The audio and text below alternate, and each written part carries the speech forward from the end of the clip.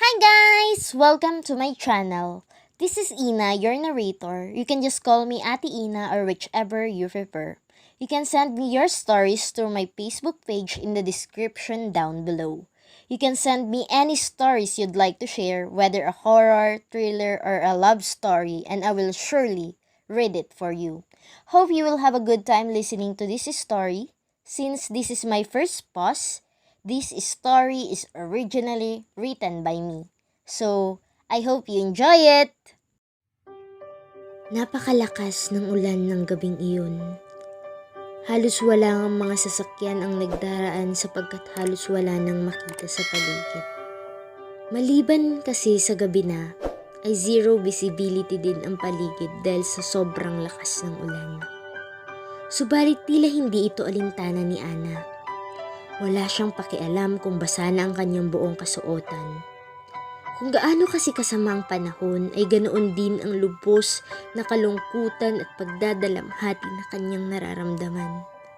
Nakipaghiwalay siya sa kanyang matagal ng kasintahan. Nahuli niya kasi ito sa akto na nakikipaghalikan sa kanyang pinakamamahal na best friend sa kondo mismo ng kasintahan. Sinadya niyang hindi banggitin sa kasintahan ang kanyang pagbabalik Pinas mula sa 3 buwan na pamamalagi sa ibang bansa dahil sa kanyang trabaho, sapagkat nais naman sana niya itong isurpresa. Subalit, hindi niya inaasahan na siya pala ang masosurpresa sa eksenang inabutan. Patuloy lamang siya sa pagtakbo. Hindi niya na alam kung saan siya dinala ng kanyang mga paa. Bastang alam lang niya ay gusto na niyang lumayo sa lugar na iyon. Kung hindi, ay baka pagsisisihan niya ang maaari niyang gawin. Nagising si Ana dahil sa liwanag na tumatama sa kanyang mga mata. Napamulat siya at lumingalinga siya sa paligid. Hindi niya makilala ang kabuuan ng silid na iyon. Hindi ito ang kanyang kwarto. Napatingin din siya sa kanyang kasuotan at sigurado siyang hindi ito ang kanyang damit sa nagdaang gabi. Mas lalo lamang nadagdagan ang pagsakit ng kanyang ulo dahil sa mga bagong bagay na nalaman. Maya-maya pa ay narinig niya ang pagbukas ng pintuan ng silid na kanyang kinaroroonan na siyang nagpabilis ng tibok ng puso ni Ana. May biglang pumasok na isang gwapo at matangkad na lalaki na ngayon lamang niya nakita. Mabilis na itinaas ni Ana ang kanyang kumot hanggang sa kanyang dibdib na tila ba makakatulong sa itinatago niyang takot sa mga oras na iyon. Natawa na lamang ang lalaki sa kanyang inasal at kinamusta ang kanyang pakiramdam habang inilalapag sa mesang dala nitong pagkain. Agad naman na tumunog ang tiyan ni Ana pagkaamoy ng masarap na pagkain na dala ng lalaki. Agad na namula ang kanyang pisngi dahil dito. Pansamantalang nawala lahat ng takot at pagkabahala na nararamdaman dahil sa pagkapahiya. Muli, tinawanan siya ng lalaki sabay sabing nasagot na ba lahat ng iyong katanungan? Nag-alinlangan man, kinain pa rin ni Ana ang pagkain na inibot sa kanya pagkatapos magsubo ng lalaki. Pagpapatunay nito na hindi nito hinaluan ng lason o ng anuman ang mga pagkain sa kanyang harapan. Habang kumakain si Ana, ay nagtanong siya sa lalaki kung bakit at paano siya nakarating sa lugar na iyon. Doon sinalaysay ng lalaki na muntikan na siya nitong mabangga ng nagdaang gabi. Bigla-bigla kasi ay tumawid daw ang dalaga sa kalye. Mabuti na lamang at hindi mabilis ang kanyang pagpapatakbo kaya nakapagpreno ito agad.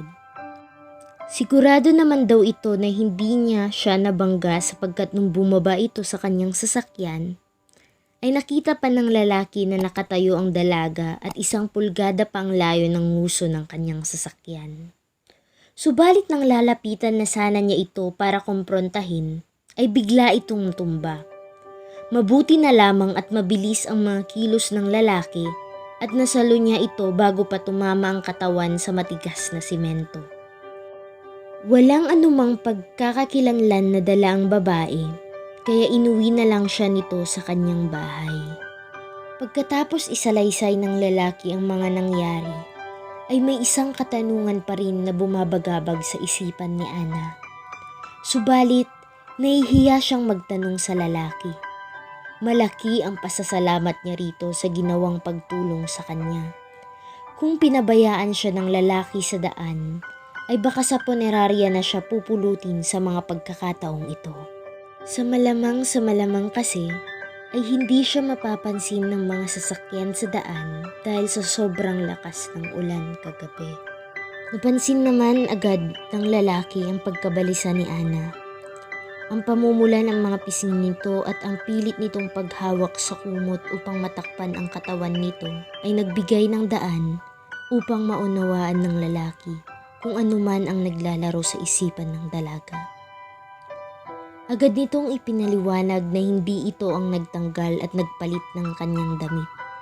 Sinabi pa nito na sa kapatid nitong babae ang mga damit na suot-suot nito ngayon. Dahil sa sinabi ng binata ay napahinga ng maluwag ang dalaga na siyang dahilan upang muling tumawa ang lalaki. Napakaganda ng tunog ng tawa at ngiti ng lalaki sa mga tenga at mata ni Ana. Pansamantala ay nalimutan niya ang sariling pinagdadaanan.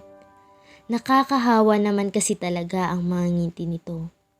Pero syempre, hindi iyon ipinahalata ng dalaga. At upang pagtakpan ang nararamdaman ay sinita nito ang binata at sinabing, "Pinagtatawanan mo ba ako? Oo, alam kong malaki ang utang na loob ko sa'yo. Pero hindi sapat yun para pagtawanan mo ako." May halong pagtatampo sa tinig nito. Agad namang naging seryoso ang mukha ng lalaki at humingi ng paumanhin. Sinabi nitong hindi iyon ang intensyon niya at sadyang natuwa lamang siya sa nakukuhang iba't ibang reaksyon mula kay Ana. Sa sobrang seryoso ng mukha ng lalaki ay si Ana naman ang nagpatawa at nagpangiti. Sinabi nitong masyadong seryoso ang lalaki at nagbibiro lamang ito. Ilang minuto na silang nag-uusap nang ma-realize nila na hindi pa pala nila kilala ang isa't isa. Ang binata ang unang nagpakilala. Ako nga pala si Axel. Ikaw, magandang binibini. Natatawang inabot ni Ana ang kanyang kamay, sabay sabing, "Don't joke around. Magandang binibini. Come on, Axel. Nice meeting you. You can just call me Ana." Sa mga sumunod na sandali, ay mas lalo pang nagkapalagayan ng loob ang dalawa. Pansamantalang nawala sa isipan ng dalaga ang pagtataksil ng kanyang nobyo. Napakagaan ng kanyang loob sa lalaki na nasa kanyang harapan. Parang kay tagal na nilang magkakilala at ngayon lamang muling nagkita kaya hindi maubos-ubos ang kanilang pinag-uusapan. Subalit tumunog ang cellphone ng binata at kinailangan niya itong sagutin. Ayaw man ni Ana ay nakangiti niyang sinabi sa binata na sagutin na ang cellphone nito at baka importante ang sasabihin ng nasa kabilang linya. Nagpaalam si Axel na sasagutin lang ang tawag at magpapahatid na lamang siya ng katulong upang kunin ang mga pinagkainan nila. Pagkaalis ni Axel ay muling humiga si Ana. Muli sa kanyang pag-iisa ay naisip niya ang kanyang tunay na sitwasyon. Kung minalas-malas nga naman, ay naiwan niya ang kanyang bag na naglalaman ng kanyang cellphone at susi ng kanyang sasakyan sa kondo ng kanyang ex. Inisip niya kung ano ang mga susunod niyang gagawin nang dumating ang katulong ni Axel na sinabi niya kanina. Tinanong niya rito kung nasaan ang kanyang mga damit. Magalang naman na sinabi ng kausap niya na dadalhin nilang ito sa kanya. Nagpasalamat naman si Ana bago umalis ang katulong nila Axel. Katatapos lamang maligo at magbihis ni Ana nang bumalik si Axel sa silid na pansamantalang ginagamit ng dalaga. Nakabihis na din ang binata na tila ba may pupuntahan ito. Sorry Axel, but nakigamit na rin ako ng banyo." Nahihiyang sabi ni Ana. No worries. Feel at home. Nakangiting sagot nito. At maraming salamat ulit, Axel, ah. Mukhang may lakad ka yata. Oo. May emergency sa company. Kailangan kong puntahan saglit. If may kailangan ka, sabihin mo lang kay Maria. Anya nito? Naku, hindi na. Kailangan ko rin naman ng umalis. Pwedeng favor? Kung maaari sana, makikisabay na lang din ako sa'yo. Kahit ibaba mo na lang ako sa may sakayan. Ihatid na kita. Pero, baka out of way yung daanan eh. Nonsense. Don't worry about it. Napangiti na lamang siya at muli ay nagpasalamat. Axel, if dumating ang time na kailangan mo rin ng tulong ko, don't hesitate to ask for my help. Basta, as long as I can, I will help you. Then? At inabot ng lalaki ang cellphone nito sa dalaga. Nagtataka man ay inabot ni Ana ang cellphone nito. Nagpalipat-lipat ang kanyang tingin sa cellphone at sa mukha ng lalaki. Your number. Paano kita makokontak pagdating yung time na need ko ang tulong mo? Kung hindi ko alam ang number mo. Nakakalokong ngiti nito. Natawa na lamang ang dalaga at idinapa ang kanyang numero sa cellphone ng binata. Pinagring naman ni Axel ang binigay ni Ana na numero. Naninigurado lang na tamang number. Nakangiting sabi ni Axel.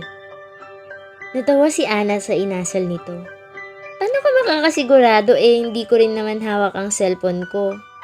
Hindi mo rin yan malalaman if talagang yan yung cellphone number ko.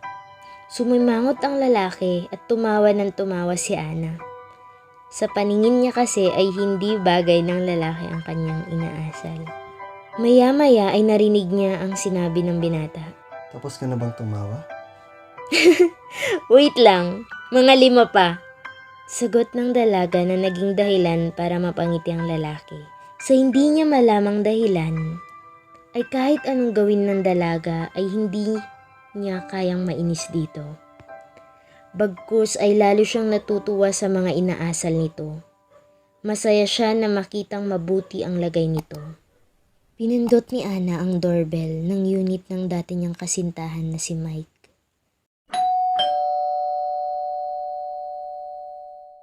Saglit lang at pinagbuksan naman siya nito. Nakita niya rin sa loob ng unit ng kanyang dating kasintahan ang kanyang best friend. Walang emosyon ang mukha ni Ana at diretso lang siya sa sala para kunin ang kanyang bag. Paalis na siya nang pigilan siya ng 2 tao na dati niyang pinagkakatiwalaan. Ana! Wait! Let us explain! Pagsisimula ng kanyang kaibigan. No! Huwag niyo nang dagdagan ng mga kasinungalingan niyo sa akin. I both trusted you. You? Baling nito kay Carla, ang kanyang best friend. I treated you like my real sister. You know my pains. But what? Things just happened? As if that's true? Pare-pareho nating alam na pareho niyong ginusto ang sitwasyon natin ngayon. At ikaw naman. Baling naman niya kay Mike. You know what? You know my story. I shared my deepest, darkest story and I keep on reminding you. No second chances. But what now? Nothing changed. Both of you lied to me. Both of you inflicted this so much pain. So just please, spare me from more pains. Hindi na niya napigilan pa ang mga luha na namuo sa kanyang mga mata dahil sa nagawang pagtataksil ng mga ito sa kanya. Pagkatapos sabihin, ang mga iyon ay tumalikod na lamang si Ana at naglakad palayo sa 2 tao na dati ay importante sa buhay niya. Ayaw na niya na mas magmukha pa siyang tanga at kaawa-awa sa harapan nila. Sa pagtalikod niyang iyon, ay ipinangako niya sa kanyang sarili na hinding-hindi na siya muling iiyak at masasaktan ng mga ito. Pinunasan niya ang mga luha sa kanyang mga mata bago pumasok sa kanyang sasakyan at nag-drive na palayo sa lugar na iyon. Isang taon ang nakalipas. Tumunog ang cellphone ni Anan nakapatong sa kanyang working table. Nakatanggap siya ng text mula sa isang unknown number. Hey, Miss Beautiful. Time to fulfill your promise. I badly needed your help.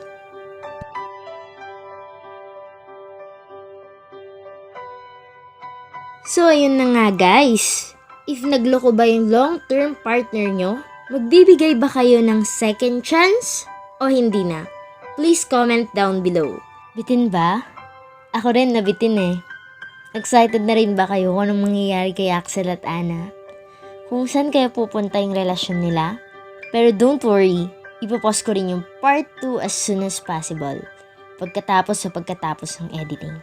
Kaya if nagustuhan niyo tong story na to, please do share and subscribe to my channel. See ya! Annyeong!